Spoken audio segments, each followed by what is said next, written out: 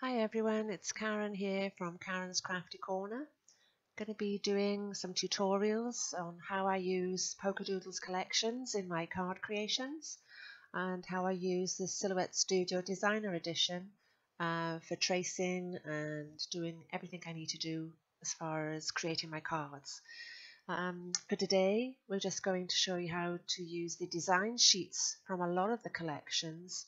Nikki puts these in as quick and ready to use. If you need that quick card, the design sheets have all the little elements that you need to make a quick card. Just need to cut them out and put them together. You can hand cut them too, whatever floats your boat. But I use Silhouette Studio. So there are two different ways that you can open up the files into Silhouette Studio. There's the drag and drop method, and then there's also opening the file method, as I call it. So I'll show you the drag and drop method to start with. So I'm just going to go into my files. I already have it open, and Winnie Sugar Sprinkles. And we're just going to minimize the window a little so that it's off to the right hand side or the left if you're left-handed, whichever makes it easier for you. I'm just going to pick one of the design sheets. So you left click, hold it down, and you drag it over into the design space, and there you have it. Okay, I'll open up a new file, because another way that you can do this is if you're in there, you can right click on the image. Okay, and then it says open with. Okay, so you can open with. Okay, now for some reason, normally my Silhouette Studio actually shows up, but you can choose another app. And if you scroll down, there's Silhouette Studio. Okay, so you just left click it and then OK, and it'll open it up in Design Studio. So that's two different ways that you can access them. So I'll just close that one for now because we're not going to use that one. Just close that one. Okay, so here we are with the file. So today I'm going to show you how we trace them. So first things first, you have to bear in mind that I'm here in Canada. So my default A4 paper is 11 by 8.5, as you can see in the size page settings. So first things first, what I tend to do, I always turn on my registration box. So we'll turn it on for the Cameo. And I always take down the thickness to the minimum, left inset, top inset, and right inset down to minimum. I don't mess around with the bottom, as I've been told it helps if you just leave that as is. Now, so therefore now I have if I go back to the design page settings, I always have my show print border and show cut border highlighted. And as you can see, because that will show me what size to make my sheet.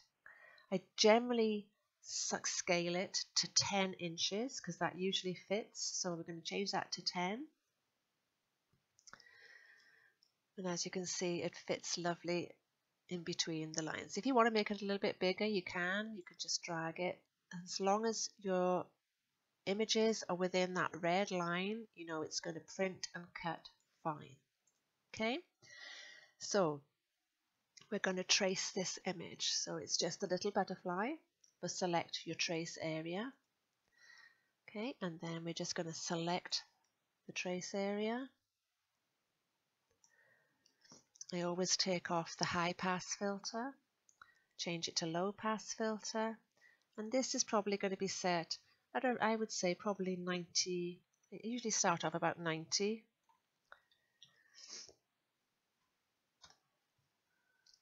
Okay, and then what I look for is to see that everything has a border. Now here at the bottom of this particular image, you can see that you might have some error. So you can either up the threshold a bit more till you get a line in. If it still doesn't show a line, so if, for example, now I'm going to trace outer edge, and it's done it, so you're okay. All right. Sometimes if you have that problem, what I tend to do is when you, like here, it's traced the writing. So I right click on it, release compound path, and then you can just get rid of, because you don't need to cut the writing out, do you? Okay, and you can just delete them. And then I always make compound path again. In fact, let's just move that out the way. I always make compound path, okay? If it hadn't cut this rectangle out properly, I could have just deleted that rectangle, because it's a rectangle, yeah, and I could have just drawn one by using the rectangle that was available to us on the left. Then it's just a case of positioning this back in. You could use your down arrows and your up arrows till you've got it as tidy as you want to, and then I always group both, so the cut lines and the things are now grouped so they're together. You understand? That makes sense. And then obviously I'll print that off, and then when you go to cut, you can see my cut lines are nicely highlighted, and that'll cut perfectly for me. And that's it. So that's how you trace a design sheet. Now, in some of the collections, Nikki has kindly given us some black shapes to trace. One of the collections that has this in is Winnie in Wonderland. So we'll open one of those files. So I'm just going to go back to my folders, and we'll go into Winnie Wonderland.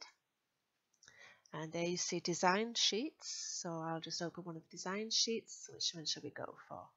How about we go for design sheet number 3. So I'm just going to open a new file.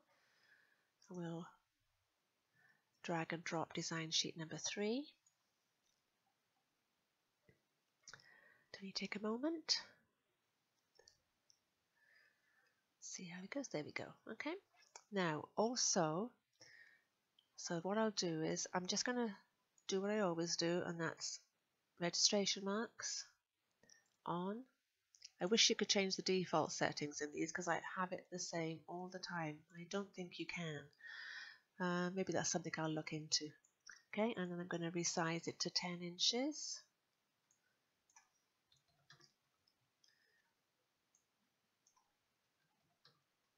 Okay, now as you can see, it fits in just nicely. Okay, now you'll notice this has a coloured background. And sometimes that can cause a bit of a problem when you're trying to trace these images. And if it's not got a definite line like the rectangle, like the square, sorry, here, that can cause issues with tracing as well. So Nikki in this collection has kindly given us some black traceable images of the design sheets. So we'll go and we'll open those for you. So we're going to go, it's the electronic trace files. And we know this is design sheet number 3. So we're going to right click on it. Now I could have dragged and dropped it, but what we'll do is we're just going to open it in Silhouette Studio. Okay, and it'll just take a moment. Okay, there's there. Now you can see it's quite small. I'm just going to copy that, and I'm going to put it with the actual trace. Okay. Oops, sorry, I did that wrong. Copy it and paste. I copied again. Okay, so we're going to paste it. Now, as you can see, it's small. Now, I made my original sheet 10 inches. So if I make this black sheet 10 inches, so scale, 10 inches wide, and make sure it takes the 10.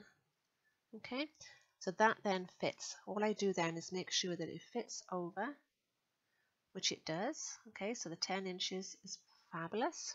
Okay, I'm going to move the design sheet out of the way because we can now trace these fabulous black images. So easy to trace. So we're going to select trace area. Okay, just select trace area. We're going to take the high pass filter off. Okay, and there you go. I'm just going to up it a little, so maybe up to 50 on the threshold. I always uncheck high pass filter, low pass filter checked. And we're going to trace this outer edge. And then I just move it out the way and say, well, is that a good trace? And it is. Okay, so I can move those out the way now. I don't need that anymore. We've got a fabulous trace. We can bring in your design sheet and position it so that everything fits in its right place. And I think that should cut perfectly. I might move it just a tad up a little, so just click on the until it fits nicely, and then we can, I always group them both together, so we group, and then you can move it together, but you know the cut lines are on there. Okay, and then just to show you, so you would print that and your cut lines are there on the image ready for you to cut. Simple as that, simple as 1, 2, 3. Oh, I find it, as you know, I hope that makes sense to you anyway.